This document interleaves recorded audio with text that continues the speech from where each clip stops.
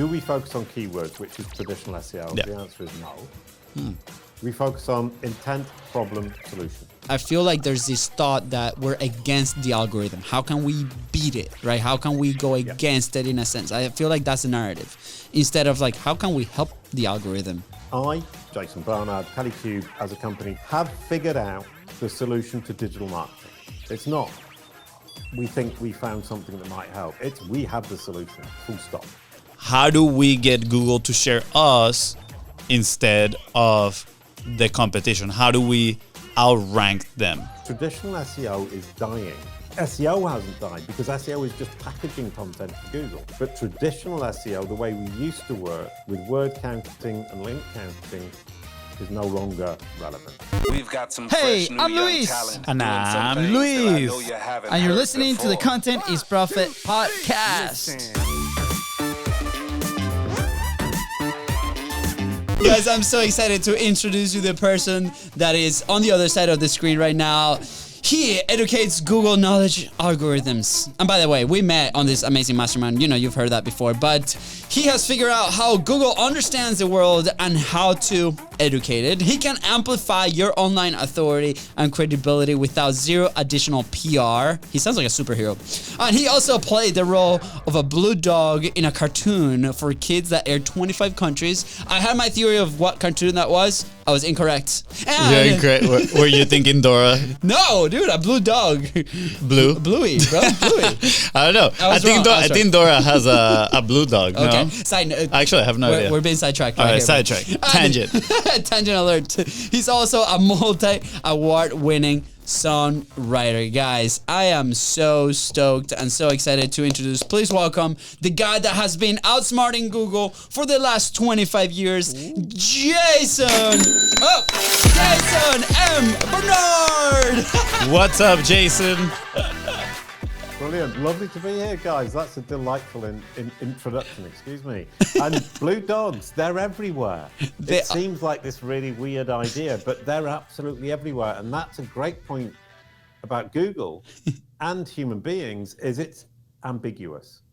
That's right. That is the hugest question Google has, and that we all have, a problem of ambiguity with things that are named the same. And that's going to be a huge part of this conversation. It's so good. I remember. I'm going to say, is that why you included the M in his name right now? Hey, I know. That's a good tip that I learned the other day. My brother was very excited to share about it, right? He made a post. Obviously, when people search for Luis Camejo, I'm top of the search because I'm, the better brother.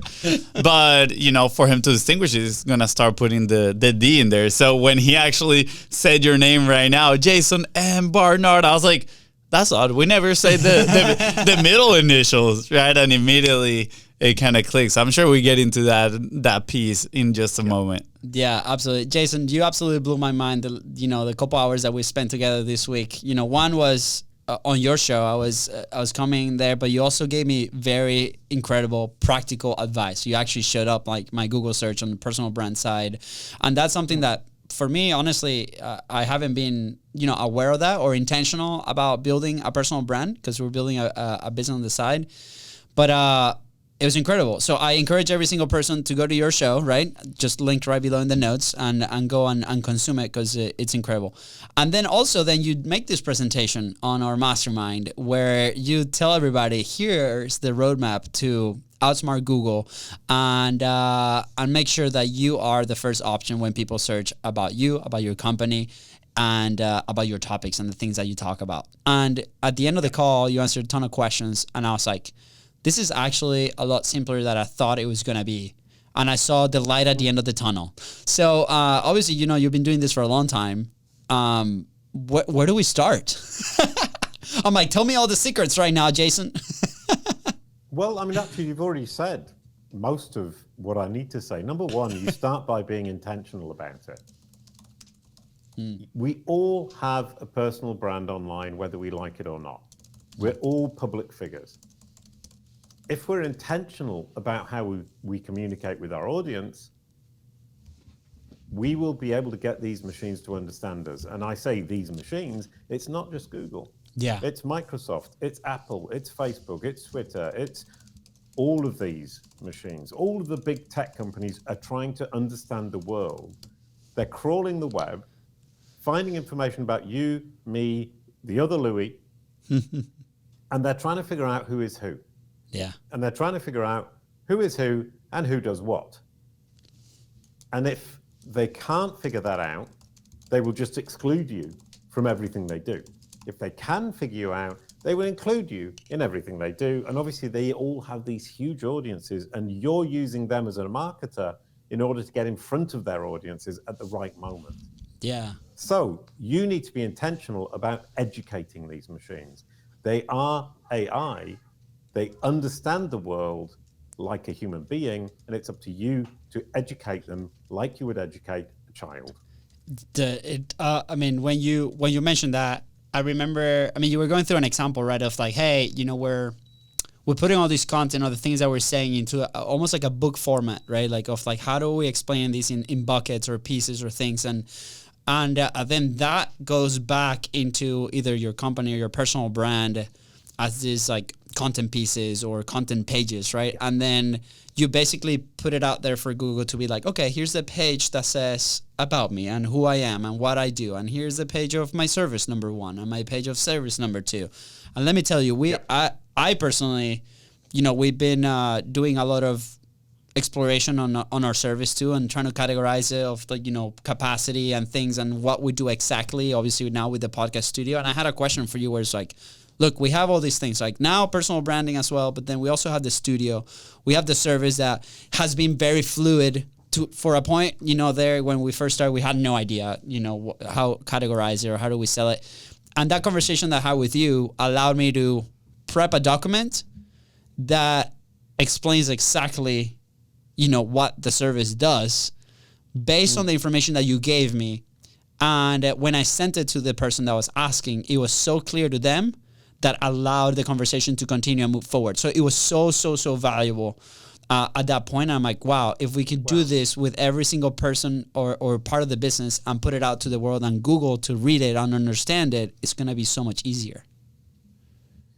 Yeah, and you make an amazingly good point there, is I'm saying let's educate the machines by identifying the company, the person, and each service, and each one has a dedicated page that simply explains what it is, what it serves, what problem it solves, or who they serve, and why they're credible. Google loves it. That's how you educate Google, Microsoft, Amazon, Facebook, all of these machines. But it's also what humans are looking for. So by pleasing the machines, you're pleasing the humans, but also by pleasing the humans, you're going to be pleasing the machines. So it works both ways, and it's so powerful for that reason. And we're using the machines, Google, Amazon, Facebook, Apple, Microsoft, as an insight into what we're doing wrong for the humans. We correct for the humans. That rectifies what the machines are understanding and representing about us. But at the same time, the humans are getting this incredibly consistent message. Yeah. So what I love is we're using the machines for insights and as a KPI for how well we're making that digital ecosystem clear and consistent in terms of our audience, and relevant. Clear, consistent, and relevant are the keys. I remember having a conversation with my coach right after the conversation with you, Jason. I was like, you know, how related is my wife came to me one day and he's like, hey, my coworkers were asking me, what do you do? Yeah. And I have no idea what to tell them, right? So it's almost like, how do I define myself and what we do in a simple way that my wife can, you know, tell her coworkers what I do at a basic level, right? But that would trigger almost like same thing, like telling Google exactly who we are and what we do, which way you say. And I didn't see it until you actually put it in front of me. So I really hope that this conversation right now is encouraging people to see it and be like, wow, it's actually not that hard. Like we, as content creators, right, or people or marketers, I feel like there's this thought that we're against the algorithm. How can we beat it, right? How can we go against it in a sense? I feel like that's the narrative. Instead of like, how can we help the algorithm to show what, you know, they're already wanting us to show to the world, right? Is that, am I correct on that statement, or am I just saying weird things? No. There are multiple things in what you just said. Number one is explaining what we do, whoever we are, to somebody who knows nothing about the industry we're in is a hugely difficult task because we don't necessarily understand that the person doesn't have the context. And we think sometimes, they're stupid, which is terribly rude, but actually they're just uninformed. And you were talking about the blue dog earlier on. I'm going to bring the blue dog into the story. Yeah. The blue dog was called Boowa, Boowa, and his best friend in the whole wide world was a yellow koala called Koala, Kwala. And Boowa's role in the cartoon for children aged up to 6 years old was to explain the world to Koala. Koala was super afraid of the world because she didn't understand the world.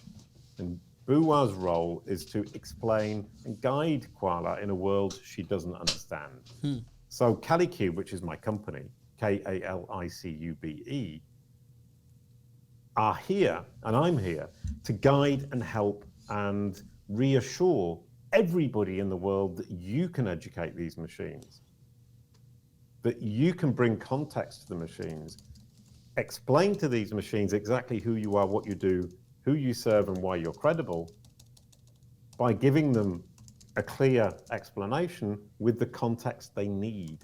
So explaining to the machines is very much like explaining to the colleagues of your wife. If I get a bunch of pharmacists to understand what we do, we've won. I'm curious, how did you get to this thought process, right? How did you, obviously, you have a big story engaging with the algorithm, seeing the evolution of Google, testing things. But when, because I feel like most of the message out there is to, like my brother said, against it, or you hear a lot of the message hack, right? Like you had this tricks, this is going to make you do X, Y, and Z, rank better. But it seems like you have a different point of view, which, in my opinion, is obviously perfect for marketing, right? Because people don't just necessarily want new, right? They want something different, right? They already tried all these other hacks. Let me go into somebody else's article and copy it and see how many words they have, and I'm going to write more words than they do. Who knows, right? All these other Google hacks that are out there. I don't know. I'm not that knowledgeable about SEO, but I'm curious on how did you get to that conclusion of, I guess, collaboration with the algorithm? Oh, I like that question. It's really well put. The point, I think, is that the algorithms are all trying to do the same thing as you are, which is serve the audience. And your audience is a subset of the users of Google, Microsoft, Apple, whoever it might be. So their aim is to serve the subset of their users who are your audience. Your aim is to serve your audience. So we there immediately have Google, Facebook, Twitter, Bing, and yourself having exactly the same aim. At that point, you can take a step back and say, well, how can I be empathetic to this machine and help it to solve its own problem, which is also my own problem? And that's where I come in and say, well, if you look at the problems the machine is having, you can understand where you're going wrong with your audience. If you can then correct that, get it right with your audience, the machine will see that you're getting it right with the audience, it will understand, it will better serve your audience, and it will use you to better serve its audience, because it has the choice of you or your competitors. But if you're the one who's helping it serve the subset of its users who are your audience, it will use you, it will recommend you. That is the key. So good. It's almost, as you explained this, I'm imagining a situation where, you have the dad and you have the kid, right? And you're teaching your kid, I guess, how to be a good person. But let's say you tell your kid to be a good person. You're telling him, hey, this is how you are a good person. But then he sees you not being a good person. So then he recognizes that, and then he acts that way, which is not the way that you want your kid to act. Versus if you're a dad and you show the kid how to behave, and you behave correctly, and you show him exactly how to do it, the kid will understand how to behave, and then he'll do exactly what you want him to do. Is that an accurate representation? Yep, that's a brilliant point and a brilliant way of putting it. The SEO outsmart the machine, let's trick it, let's beat the algorithm is I talk the talk, but I don't walk the walk. What we're doing is walk the walk and the machine will follow you. And it's, as you say, exactly like bringing up your kids. So it is a child. All of these algorithms are children. They need you to set the example. They need you to educate them. You are the adult in the room. You are responsible for making sure these algorithms understand who you are, what you do, who you serve, that you're credible, and that you have the right solution for the right people at the right time in the right place. And if they can understand that, because you're walking the walk across the entire internet in front of your audience, you've won the game. So I actually have somewhat of a little argument in here that I'm a little interested to hear your opinion, right? Most people, I feel like my brother said, right? They see the algorithm as the enemy, right? Something that they need to hack, something that they need to beat.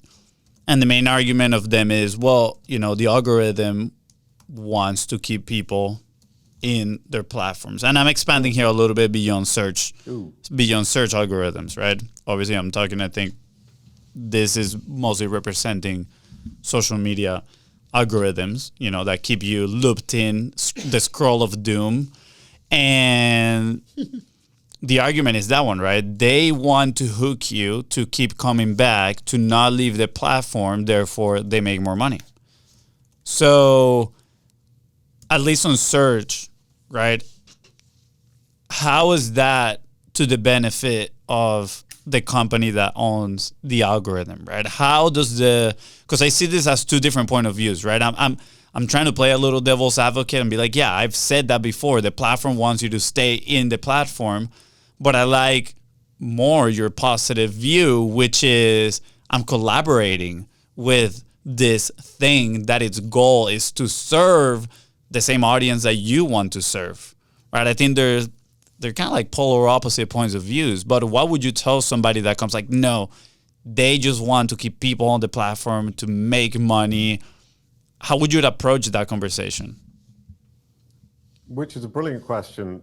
I come from the Google world where Google wants to solve the problem of the user. And to do so, it recommends the best solution it can find. And your aim is to make sure that it's recommending your solution as the best solution. And we use Google because we're looking for a solution to a problem or the answer to a question, and we trust Google. So Google will try to keep people on its platform to generate ad revenue, but ultimately it will always look for the perfect click. And it's officially called the perfect click, which is the click when somebody goes through and buys, converts, solves the problem, whatever that might be. So that's my perspective coming from the world of search engine optimization. Yeah. You mentioned social media platforms. Their aim is to keep people within their walled garden. Yeah. They're saying the longer I keep the user, the more ad revenue I can generate. And there's no reason for me to send them elsewhere because we're simply having a conversation, whereas Google's trying to solve a problem. But that actually ultimately doesn't matter to you, because if you can educate the algorithms of Facebook, Twitter, LinkedIn, Apple, it doesn't matter, all these machines the same, Amazon. If you can educate them as to who you are, what you do, who you serve, that you're credible, and which solution you can offer to whom at what time, they will put you in front of their audience, keeping that audience, your audience, the subset of their users who are your audience within the platform. But ultimately, you want to convert. Once you've got their attention, satisfied their curiosity about you, thanks to these algorithms who are presenting you to quench the thirst that they have for that curiosity about you, then you can sell to them. Yeah. And ultimately, I think we all have to remember that we don't sell to people without them knowing who we are and trusting us. Yeah. Sorry, it's who we are, what we offer, that it solves their problem and that they trust us. So whether it's on social media and we don't get them until the very last moment, or it's on search where we do get them often before the last moment, doesn't make any difference. We're looking for these algorithms to bring people down the funnel for us. And that brings me to another point, which is generative AI in search, which is what's coming next in Google and in Bing and Perplexity and Chat GPT, is that we have to educate the machines about our funnel. What does our perfect click look like, and how do we get people to that perfect click? And who do we want to get to that perfect click? And if we can educate them about that, they will all bring the person to that perfect click. So this is a universal approach and a universal strategy, which is what I love. If you found something universal and it's simple, like this idea, you've got it right and you've nailed it. Oh, so good. Actually, this morning I had an example. So we're uploading the podcast episode to YouTube, which is part of Google, right? And there's a section where you can actually list it as a category. And I think it's the how-to or the education category. Then it opens a sub-menu that I've never seen before. I don't know if this is new. And we, on our podcast, we don't categorize education. But what happens was, like, it starts asking you questions like, what problem are you solving? How are you how are you solving this problem with the video, for example, right? And it's like 3 or 4 questions that help you describe what's happening in the video, which is probably helping Google and YouTube know how to place this video for better exposure to help more people. And I thought it showed up literally after a conversation. And I just sat there. I was like, this is exactly what Jason was talking about. By doing this, we're educating the platform. What are the problems that we're solving, in that case, with YouTube videos, right? And we dove deep in the mastermind where you were talking about how YouTube and video content now on the back end is grabbing the transcripts and the things that you say and your name and all these things, and is feeding the database. So that's why we have to be so consistent, not only on our websites, but also on the things that we say, on the podcast interviews that we are in, right? Yeah. On the podcast that we host, because all this information is educating the platform, and the more consistent we are, the more we're going to be ranking for the things that we want to rank. Am I correct on this? 100%. And you bring in the point of multimodal. That's what it's called. Multimodal is actually multimedia. So the geeks in the world will say, oh, multimodal, and it's the new MUM model that, a couple of years ago, Google introduced it. Everyone got overexcited. But it actually just means Google is using multimedia content to solve problems instead of just text, which was historically what they did. So we bring in video, we bring in podcasts, and I didn't know about the multiple questions, but yes, they are analyzing the audio of this podcast on YouTube and on the podcast platforms, and they're trying to figure out what's the category, what are the questions, what are the answers, and what problems are we solving? And it's problems within an individual video. Yeah. Or a podcast, or even an article. And these machines want to break your content. They want to identify what the category is, number one, and get that right. They want to identify what the overall problem is with the overall solution, and then break it down into the mini sub-questions, sub-problems, and sub-solutions. And if they can do that, then we've got what Google call, I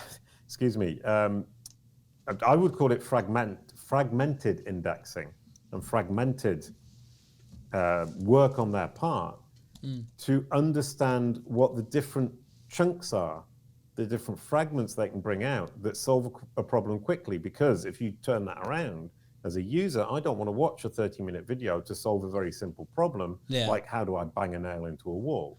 I want to jump straight to the part where the guy or the woman bangs the nail into the wall and says, make sure it's straight, or whatever it is. I'm very bad example. That's what they're trying to do, because video is something that people want to consume. A lot of people prefer to consume, but don't want to watch the whole thing. They want to jump straight to the part that answers their question or solves their problem. That's where they're coming from. I have 2 questions. They're sort of different. Wait, before that question, I just want to give an example of what you just said. Yesterday, I was looking for a specific solution on a specific software, right? And I was like, how to do X on this software. And the first couple of articles that came up, the second one gave me a solution right away. The first one was a massive blog post with like this is the software, how to use the software. I'm like, I don't want to know any of that. I started scrolling all the way down till I find like the one paragraph that said actually how to do the thing, right? So like two total opposites. And I guess like that's the new trend, or that's the new behavior, right, that we're seeing. Well, I've been on Google. Sorry, go ahead, Jason. No, it's a great point, because those long articles that tell you everything are traditional SEO, because that's how you could rank on Google, get to the top with Google by writing a complete article. And as you say, it starts with what is the software, who published it, when was it published? And you're going, I really don't care. I want the solution by problem, which is very specific. And I've just remembered the word. It's not fragmented indexing, which I've just called it. It's passage-based indexing. And they break the content into passages so that they can send you to the right one. So Google are trying to play the double game, is either they send you to the one article that simply solves that one problem, which is preferable for them and preferable for the user, or if they can't do that, they will send you to the traditional SEO article, try to send you directly to the passage that makes sense, but they can only do that on Chrome browser. They can't do it on Edge from Microsoft or any of the others. So that's obviously limited, so it's not the preferred solution. So traditional SEO is dying, or has died. SEO hasn't died, because SEO is just packaging content for Google. Yeah. But traditional SEO, the way we used to work with word counting and link counting, is no longer relevant. So rather, let's say I search for how to start a podcast, rather than the first, article that's going to pop in there being a 2,500 word starting by the history of podcasting, right? Going all the way into eventually showing you the couple steps you need to start a podcast. It'll be something more short and concise, straight to the point. This is how you start a podcast. Get your equipment, step 1, 2, 3. Interesting. That's good to know. I feel like that could be a relief for people. I feel like part of the monster of SEO is I have to write 2,500 words for every single article so I can rank first. Part of the deal. Right. And well, there are two monsters of SEO, as you call them. One is it's geeky. It's not. It used to be 80% geek, 20% content. Now it's 80% content, 20% geek. That's a relief for us all. Yeah. But the content is no longer, let's write amazingly huge amount of content. It's write the amount of content that solves the problem that the user is looking for. Yeah. Don't write more, don't write less. And Interesting. Google is moving from search to answer to assistive. Search is when it says, here are 10 choices, go and have a look. Louis just said, I went to 2 different articles, didn't like the first one, went to the second one, because Google's saying, here's a choice of 10, because I'm not sure. If it was sure, it would send you to the one answer, and it would say, here's the website with the one answer, you don't need to look further. Yeah. Assistive is, I'll send you to the answer to the question you've asked, which is, how do I start a podcast? Once you finish that, on the SERP, which is the walled garden, let's keep you on the SERP, which content creators hate, it will then say, here's the solution to problem number 1, how to start it. The next step is this. Do you want to know the next step? Do you want to know the next step? Do you want to know the next step? At which point your job as content is profit, or as a company, is to make sure that as Google guides you down, or guides the user down that assistive conversational approach, it is educating the user, its user. Always remember, it's Google's users who are using Google because they trust Google. They're not your user until Google sends them to you. It guides them down the funnel. And at some point, they say, who can help me with this? Yeah. At the point at which the user asks that question, or Google suggests that as a question, which often happens, which is what assistive engines are all about, it will say, the company who is best placed to help you specifically is Biz Bros, because I have understood that they can serve you, the audience, because they do B2B podcast production. Then it can bring them down your funnel. How much does it cost? What services are included? What's the client support like? To get to the point when they click on the last link, which is the perfect click that we talked about earlier on, and they're already ready to buy. So what we've done there is create your entire funnel in Google's brain, or Chat GPT's brain, or Bing Chat's brain. And it can then draw the user down the funnel in a conversational manner where Google or Bing or Chat GPT are recommending you at the point at which the person is ready to buy. And that last click is the perfect click for them and the perfect click for you. Yeah. All right, Jason, I'm going to back up here a little bit. I think all the questions build up upon each other. I'm going to share all three questions, and then you can tell me which one we should start with first. The first one is, you've been talking in a, I'm making quotes here, perfect base scenario in the sense of, you put your content out there and then Google will direct traffic to you. Yeah. But there's a lot of competition, right? There's a lot of people. If I just search in here, how to start a podcast. A massive company like Buzzsprout pops in first. Obviously, there's some sponsored posts, but then the first organic one is Buzzsprout. So how do we get Google to share us instead of the competition? How do we outrank them? Now, the next side of the question is, we're talking about a podcast. We're talking about specific solutions. Who are we? What solution are we offering? And you did talk about that kind of like fragmented type of content. But let's say a podcast like ours, right? We're talking content is profit. There's multiple different ways you can create profit through content, right? Different solutions. Like today we have you, right? The GOAT of SEO. Some other days we might have somebody talking about YouTube, somebody else, talking about podcasting. When we're not, I guess the main problem we're solving is a bit general of, content creating profits. But when we go into the nitty gritty of each episode, it's a very specialized, different problems. And even inside of the conversation, then we have different problems that we're solving, right? A lot of the times the conversation might go into mindset, and then we go a little bit into the tactical part of whatever, topic we're covering that day. So how do we solve that? How do we rank when you have, let's say, somewhat of a general conversation podcast?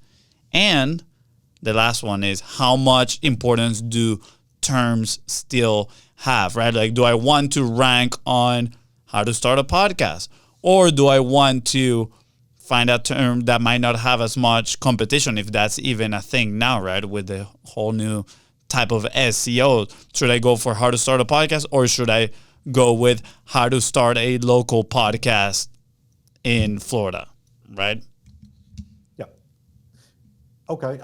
I can go back on the questions because I know I just drop a bomb on you. I drop a lot of them, so I can go back if you need a refresher. Right. Well, I hope I can remember. Number one, and we'll start with the last one, which is, do we focus on keywords, which is traditional SEO? Yeah. The answer is no. We focus on intent, problem, solution. So what you need to do is make sure that you have all of the content on your website that answers every question, solves the problem. So the first question you said, I've got this global, huge solution. Yep. But you need to break it down into all of the questions that people would ask with the ultimate intent of solving that huge problem. But they will approach it either from the huge problem and then realize that that's not the right way to do it, and then approach it from the micro problems, or Google or the other machines will guide them towards that approach of micro problems rather than the whole problem, or give them an overview and say, well, here are the micro problems that you'll need to solve along the way. So from your perspective, you're saying, I need to focus on the micro problems within the macro problem. If I can give one page that solves or gives the overall overview of the macro problem with links to the micro problems, I've solved Google's problem of being able to present that in a systematic and helpful manner to the subset of its users who are my audience. And that's how you beat the huge corporations, the HubSpots of this world, because number one, they will never be able to do it in the detail that you can. Number two is you can focus on a specific persona audience that they will never do. And number three is Google prefers specialization, i.e. you guys are specialized in something very specific, HubSpot are generalists. And people often say to me, and I hear it all the time, and I saw an article today where somebody was complaining about Google and saying, oh, the big companies always dominate. And there's a lot of people who complain about Google's approach, about what Google is doing, and they fail to realize that the reason Google is prioritizing the huge corporations, Buzzsprout, whoever it might be, is not because they prefer them per se, it's because the smaller corporations are not presenting the information that they need, and they aren't proving the credibility that they need. Because for a niche audience, you're always going to be more credible if you're a niche company. You're going to be more credible to the audience, you're going to be more credible to Google. Google will recommend a niche solution when it can, but its problem will always be understanding that that niche solution exists in that niche company and that that niche company is truly credible within its industry. Oh. Yeah. Sounds... I think I answered all three questions, did I? Yeah, absolutely. And sounds to me like there's actually a main skill here, and this skill is not that tactical, right? Or that technical. Actually, it's more tactical. It's not that technical in the sense of, I got to go on the back end of this website and put the metadata and all these things and the keywords and do the keyword research. I think the skill that people can take away from today's conversation is learning how to properly spot problems and then break them down in logical micro problem steps, if you want to call them that way, right, to reach the solution, right? Or we can say we have the main problem. What are the steps that we need to take to find the solution to that problem? And by breaking those down, then create specific content around those, right? So in a way, we are becoming a little bit of a problem sniper out there. Problem sniper. So let me see if I can maybe create like a visual example, right? So let's say we have a conversation about how generate profit from your content under the lens of investing in relationships, for example, right? So we have a new thing coming that we're inviting people over to see our system on how we've done it with the podcast, right? We call it Pipeline Platform. So let's say we talk a full episode Pipeline Platform, and then we go into obviously, how that was born. We tell a little bit of the story on the show. We have a conversation back and forth, and then we're like, well, here are the steps, right? And step one is like, okay, well, the first thing is you have to find a collaboration platform, right? For us was podcasts. Here's a couple of steps on how to start a podcast. And step two is, maybe we need to track the conversation. So we need to use a CRM. So here's how, this is the CRM that we use. Here's how we use it. And then the last part is like, how can we structure the conversation so we can actually generate opportunities, right? So we have the macro problem, which is how do we actually generate profits through Pipeline Platform, framework. And then you have three micro ones, which are, start a podcast, track your conversations in a CRM, and then what are the things that we actually say, kind of scripting, right? So then that's the main episode. So to be able to serve Google on this new thing that's happening and the evolution of SEO, we'll have a macro article on the full Pipeline Platform kind of overview.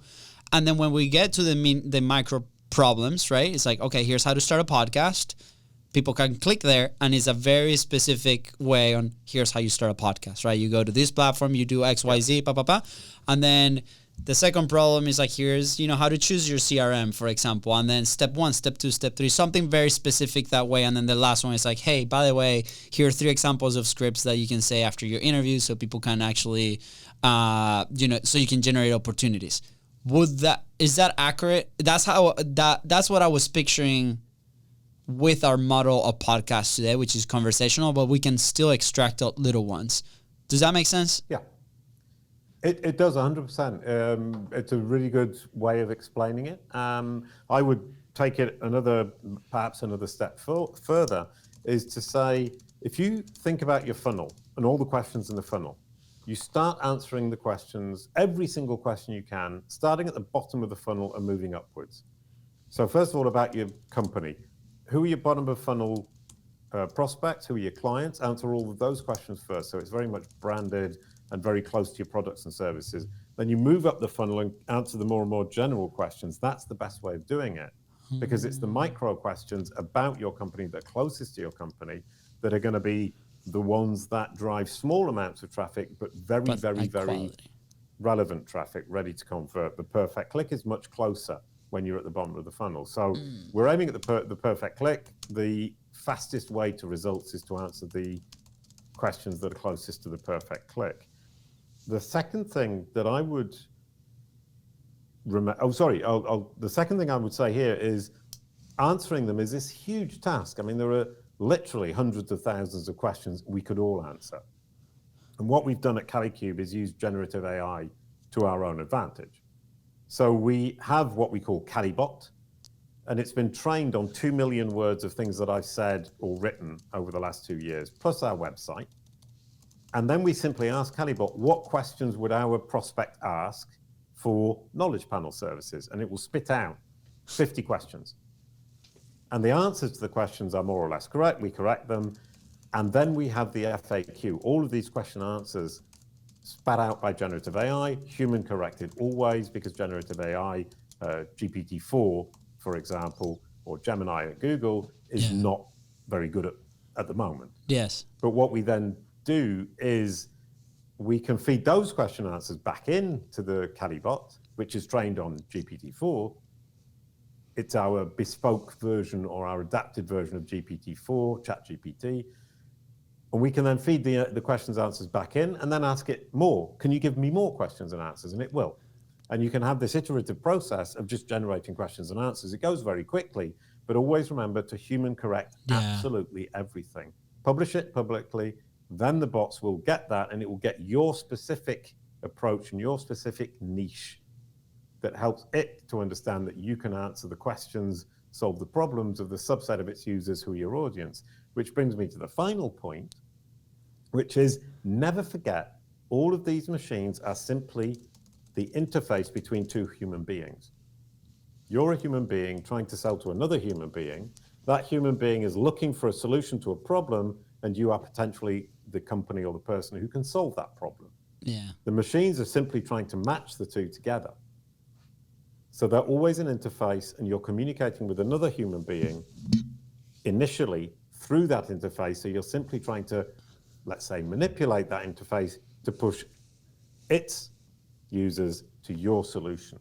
And if you can do that and you understand that, then you're winning the game again. Oh, so good. Yeah, this is very, very interesting. I'm assuming the person listener is hopefully taking a lot of notes, right? And learning a lot. And I think in a way redefining a little bit of their SEO knowledge. That has definitely happened to me right now in this conversation, right? It has made it less scary. Yep. But at the same time, now I have questions on, okay, how do I start? How do I, where do I go to improve my SEO on my website? How do I do this? Well, obviously, go reach out to, CaliCube. That's one. Obviously, step one. Step one, yes, and then step two. Well, I mean, at CaliCube, I'll be really clear. We have an approach, which is Jason Barnard, CaliCube, as a company, 20 people working at CaliCube, a hugely talented team, have figured out the solution to digital marketing. It's not, we think we found something that might help. It's we have the solution, full stop. Because this is so powerful, because it's digital marketing for a company or personal branding for a person or marketing for a podcast. That's huge. We can't serve everybody in the world. We don't have any hope of serving everyone in the world, but we're the only company, and I'm the only person who has this approach. We share everything for free on our website, calicube.com, KALICUBE.com, or search CaliCube, KALICUBE.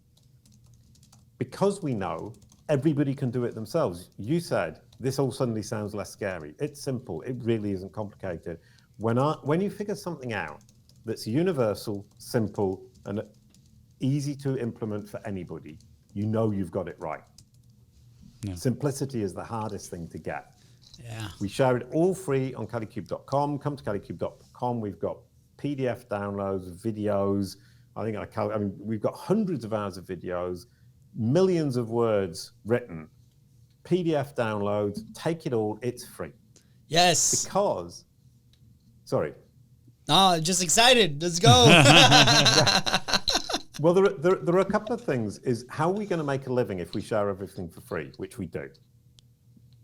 Oh, and I'll tell you the reason I share everything for free. It wasn't a strategic decision initially. It's that if you ask me a question and I know the answer, my nature is I cannot not give you the answer.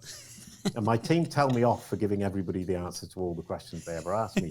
But that's my nature, and I'm not going to change it. That's good. What we then do is say, well, everybody can come along and do it for free. When you do it for free, it takes you time to learn everything that we've learned. We can do it much more quickly and more effectively, and we won't make mistakes.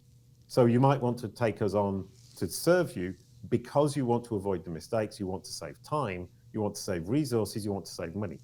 Or you come to us when you've messed it all up, or you come to us because the problem is too intricate for a general explanation that you will find for free on our website. It's so specific, we're never going to explain it because it's such a detail specific problem. Then you come to us, and we've got that somewhere, either in our database, which contains 1 billion data points drawn from Google. It's Google's data that we've taken from Google. And that's ironic. Google takes data, information, content from other people, and a lot of content creators are complaining about it. We've flipped it on Google. We're taking their data, using it to beat Google, which is delightful. We have the data, we have the experience, we know what to do. If your problem is super complicated, super specific, and completely out of left field, we will solve it for you. That's the client we want, because that's the interesting one. Yeah. Oh, so good. I'm just going to say I just Googled Jason Barnard, and there's so many results about you. It's just everywhere. Just go. Proof. Yeah, that's the proof is in the pudding, right? And I just keep scrolling and scrolling, and so much stuff about you. Even the beginning, you know how Google has those like nice pictures?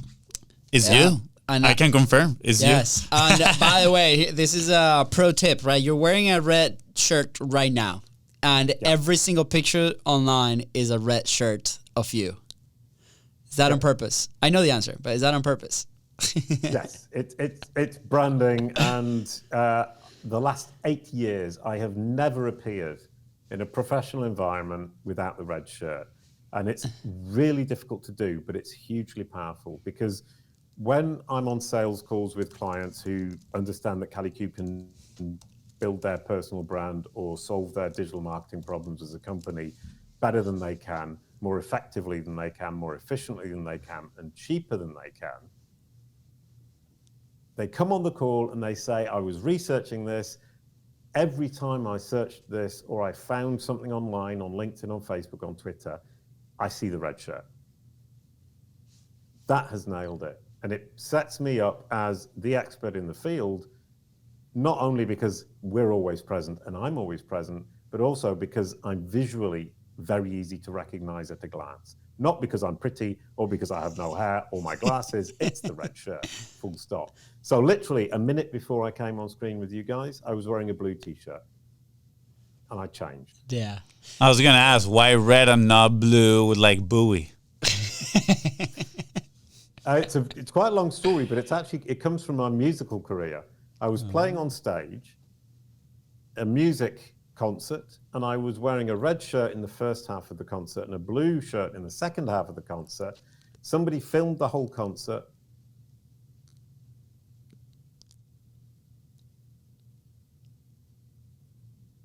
Instrument in the first half with the red shirt, and as soon as I've got the blue shirt, I disappear into the background. So I will always wear a red shirt when I'm playing music, playing the double bass and singing, and I just thought, probably work in conferences too. New brand color for Biz Bros. Interesting. How many red shirts do you have? Do you go to the store and be like, give me all of them? Well, exactly. I was in Thailand 5 years ago, and I was walking past a tailor, and I just walked in and said, can you make me a red shirt? And he said, sure. They measured me. I said, just give me 3. And they made me 3 red shirts. They lasted me 4 years, and I've just got these made. I've got 2, but yeah, I've always got multiple shirts, but people always think I'm wearing the same one. And in conferences, when there's 3 days of conferences like Podfest when we met, people think I'm wearing the same shirt every day. You're like, but you smell good. Yeah, no, exactly. How's that possible? I'm good, but I smell fine. Don't run away. Yeah. But yeah, in conferences, what was interesting is Podfest, I didn't know anybody. And thanks to you guys and Alex Sanfilippo from Podmatch, I was introduced to a lot of people. But in fact, that isn't necessary, because if I turn up the first day, nobody talks to me or I don't talk to anybody, but I wander around. by the next day, people come up to me and say, "Oh, you're the guy in the red shirt," and they think they know me, not because they do know me or they've talked to me, but because they've seen me with a red shirt and they've noticed me. And that's a trick I learned from being a musician. Is when you're a musician standing on stage, because people have seen you and have watched you, they think they know you, and they will talk to you significantly more easily. The red shirt does it every time. So cool. Yeah. So awesome. You have some guitars in the background. I warned you, Jason. I warned you. You know, and you brought it up. You brought your musician background. Is there anything you're gonna play for us today? I won't play, but I can sing. Oh yeah, sing. What kind of song do you want? Do you want a children's song? I wrote 96 children's songs, and you mentioned the multi-award winner. I won 2 awards, Davy Awards for children's songwriting, or I can sing the intro song to my podcast, or the punk folk musician from 30 years ago. I wrote. Let's do the podcast intro. Yeah, song. yeah, definitely the podcast intro. A quick hello and we're good to go. Welcome to your own show, Louis et Louis. Nice. I love it. This is awesome. Yes, studio clap. Let's go. That was epic. Jason, today has, I have hope. You know, I've always seen SEO on that very, world is like, kind of like the thing that's there and we avoid it and we don't want to talk about it or want to see it or tinker with it, right? And we found video and podcasting like a refuge in content side of things. But this week has been, I think personally, I pass a page and be like, okay, it's time to welcome it. It's not as crazy and hard as, it might seem. It's not as technical as it might seem. It's like, again, very simple. What do we do? How do we help people, consistently? Over a long period of time, which is the same thing that we talk about on the content and video side, right? Like I think there's obviously a lot of synergies, and there's a reason. And I love where he goes. I love what you guys are about, and it's been a pleasure, man, having you here on the show and educating our community on this stuff. So I'm sure there will be some comments and some questions. So we'll send them your way. If you want to connect with Jason, right below, you'll find all the links. Go get your resources. Go get educated. Go tell your company to go reach out to Jason and Calicube, and so you guys can work together. But is there anything else that you want to add, Jason? I would like to add one philosophical thing, Perfect. which is you were mentioning SEO is scary, it's technical, it's not technical, it's all about content now. 80% content, 20% technical. Don't let the technical aspect scare you. But also we can flip the whole thing on its head as marketers, is that SEO is the last in line. The first thing is brand, the red shirt, for example. The second thing is the marketing materials that serve your audience. If you've got branded marketing materials that make sense to your audience, you're placing it where your audience are looking so they can see you've got the solution and then invite them down the funnel, all you need to do is package that branded marketing for Google. SEO is simply packaging your branding and your marketing for search engines and the other machines, whatever it may be, LinkedIn, Apple, Twitter, Facebook. SEO and optimizing for machines, optimizing for AI is simply packaging your branding and marketing for the machine. Simple as that. And if you want to find me, search Jason Barnard, JASONBARNARD on Google, or ask Chat GPT, who is Jason Barnard, and it will say, Jason Barnard is a world-renowned expert in brand search knowledge panels. He's been working in SEO and digital marketing since 1998. He founded Calicube in 2015. Calicube is an expert company in managing personal brand and digital marketing strategies for companies. Ha! I'm asking Chat GPT right now. Oh, you nailed it. You nailed it. That was pretty good. I'm going to take a screenshot of this so we can put it on the video. But that was pretty on point. I mean, that proof is the pudding, baby. Let's go. Yeah, that's so epic. What an incredible demonstration here, man, of exactly, what you guys do. And it's so cool.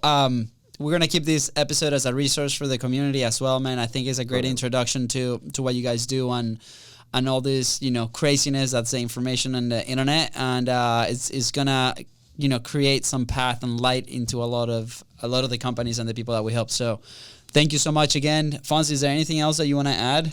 No, this was extremely entertaining, educational. I appreciate you, Jason. It was awesome. I learned a lot today. Sweet. Jason. It was a lot of fun. Go ahead. Yeah, no, it was a lot of fun. You guys asked the right questions. You asked them in the right way that made me reiterate what I've been saying for the last 12 years, that I've been working on for the last 25 years. But you've encouraged me and helped me to say it in a way that makes a lot more sense to people who don't come from the geeky world I come from. Thank you so much. Absolutely. Well, with that said, guys, thank you so much for tuning to the Content Profit Podcast. Go ahead and follow the show in your favorite podcasting platform and on social media at Biz Bros Co. That is Ranif Jason here to help you move one step closer towards your goal. Please don't forget to share this episode and leave a 5-star review. And don't forget, guess how many omes my brother had. And we got a surprise for you. This has been the highest so far. See ya. Bye, guys.